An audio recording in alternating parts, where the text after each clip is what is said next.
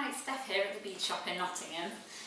This week we received the new delivery of Swarovski iridescent pale blue and dark blue pearls, and they are simply stunning. And as soon as we opened the packs, they immediately made us think of the sea and mermaids. So we've made a pendant using these lovely new pearls inspired by the sea, called Heart of the Sea pendant. And here they are. The Swarovski, these ones are 6mm, iridescent light blue and iridescent dark blue, and as you can see they are really lovely, and they inspired us to make this quite simple but effective wire woven pendant. So we're going to be using the 4mm pearls for this, which are quite effective, and we're going to be wrapping around a large round quick link, which are great because they're a soldered link, so there's no gap, so your wire can't escape through them.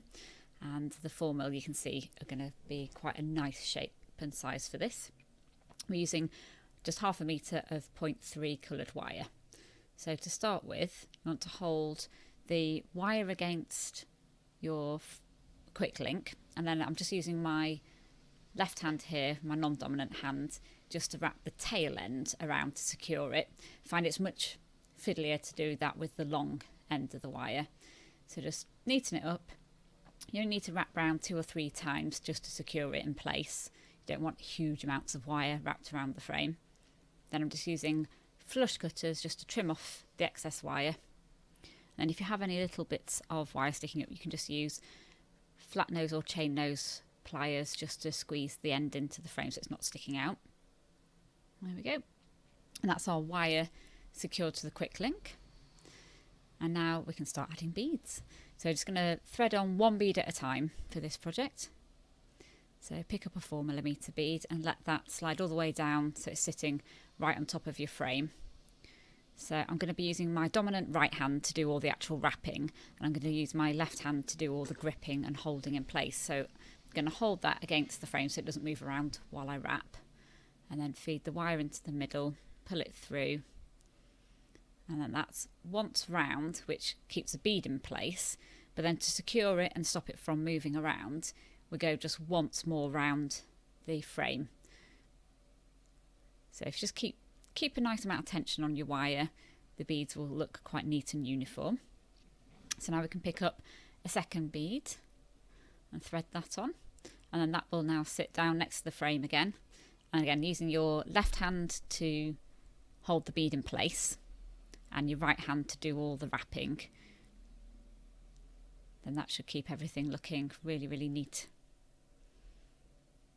So once round the frame, and then once more to secure it. And you'll see that I'm actually, rather than trying to feed the very end of the wire into the middle of the circle, I'm actually folding it round and then pulling it through by the loop. That way you get less into a tangle, and it's a bit easier, I find. But tangles do happen, and if that does happen, like this always tends to with wire work, rather than trying to pull it out, if you fold it back in on itself and then smooth it out with your fingers, that should stop your wire from breaking and getting a really sharp point in it. Otherwise you won't be able to thread your beads on.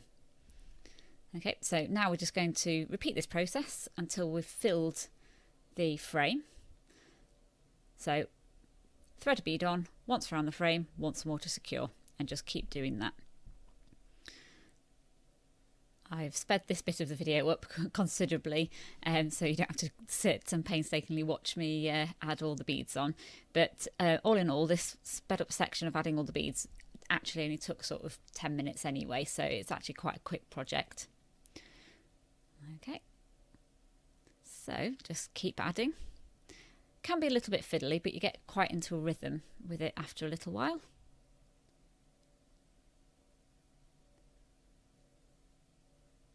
And this project really lends itself to doing a whole host of different colours, and you don't necessarily need to just do pearls around the outside either. You could use zillions. Swarovski zillions work brilliantly for this actually, because they've got nice facets that make them all sit quite uniform next to each other around the outside of frames like this. You could also mix and match and do different size beads to create a sort of wavy effect around the edge. Okay, so coming towards the end here, now I used I think 18 beads on this one, so you may, depending on how close you get them, and if you're using a slightly different size frame or different size beads, you will need different amounts, but this is a good sort of gauge for how many beads you'll need. On the very last one, you want to leave a tiny bit of a gap between the first and last. So we'll just secure this as we have done with all the rest. So once round and then once to secure. So there we go. So the reason for leaving a little bit of a gap there is so that we can fit the jump rings onto hang our heart in the middle and actually attach it to a chain or cord or whatever you want to hang your pendant from. So we're actually going to wire jump rings to both the inside and outside of the frame at the top there. So you can see that on my first example. So these are just 4mm silver plated jump rings. So I'm going to thread one on to begin with.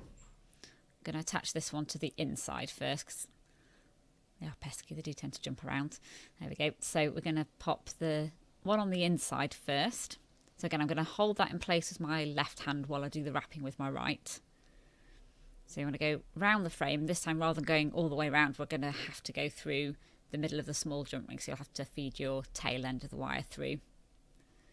So now I've got that one secured. That's just twice round there. We can then attach the top one and wrap a few times more. So I'm going to thread that one on now. And again, you just want to make sure you're holding everything in place. So if you try and wrap loosely, it tends to sit really awkwardly. So if you hold it in place with one hand and secure with your other, it just makes life so much easier. You're not fighting against the wire all the time. So back through the bottom jump ring, pull it tight. You can reposition them if you need to. That's looking all right there. And then back through the top one.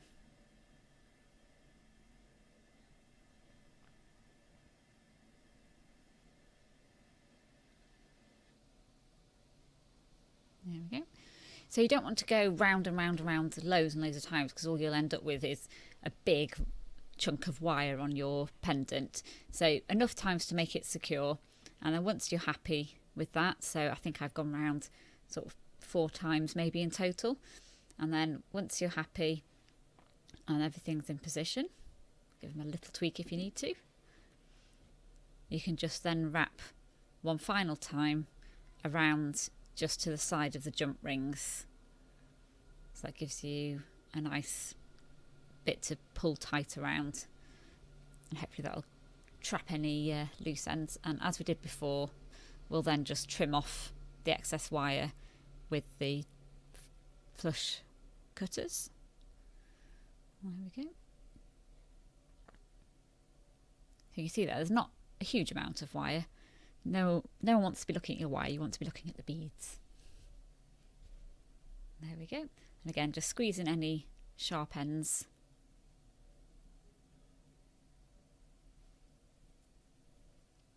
Okay, so that's our frame bit done. So now we get to add the fun bit of the lovely Swarovski heart. So I've gone for a heliotrope heart, which you can see there. It's a lovely sort of deep purpley blue colour, which I thought went really well with the iridescent blue pearls. And then I'm using 6mm jump rings here as my pendant hanger. So if you just twist them open quite far so that you're not going to be scratching the pendant as you try and fit it through, so making sure it's wide enough open, then slide your pendant on. So you can see that it's nice and open. Pop it into the centre. If you have a side of your pendant that you prefer, make sure that's the front and that you're attaching the pendant to that side rather than in reverse. And then give your jump ring a wiggle if you need to get it nice and flush back together. There we go. And then one final thing we need to do is to open up our second 6mm jump ring, and then attach either chain or cord. Obviously you can put whatever you like on here. I've chosen on this one to use a silver plated snake chain, which I think look quite elegant. It just finishes it off nicely. The chain's a ready-made chain, so you don't need to worry about adding a clasp. You just pop that straight into the jump ring and close it. Again, making sure that you get your jump ring closed really, really nice and close. And there we are, it is finished. You'll find a list of all the materials used for this project below the video, and as always, feel free to share all your makes with us on our various social media platforms. We love seeing what you create, and I hope you've enjoyed the video.